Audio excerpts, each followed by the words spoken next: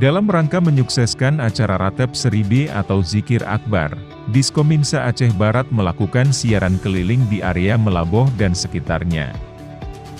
Masyarakat dihimbau untuk menghadiri acara tersebut yang akan digelar di halaman kantor Bupati Aceh Barat pada tanggal 25 September 2022, malam Senin, pukul 20 waktu Indonesia Barat, atau Ba'da Sholat Isya.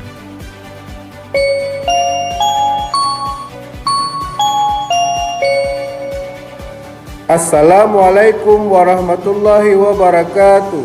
Mohon perhatian sejenak, kami sampaikan sebuah himbauan. Dalam rangka pelaksanaan Ratep Seribe atau Zikir Akbar, pemerintah Kabupaten Aceh Barat menghimbau kepada masyarakat Melaboh dan sekitarnya untuk menghadiri Ratep Seribe atau Zikir Akbar yang akan dilaksanakan di halaman kantor Bupati Aceh Barat pada malam Senin tanggal 25 September 2022 pada pukul 8 waktu Indonesia Barat atau Ba'da Isya yang dihadiri oleh Abuya Haji Amran Wali Al-Khalidi. Demikian himbauan ini kami sampaikan untuk dapat kita hadiri bersama-sama. Wassalamualaikum warahmatullahi wabarakatuh.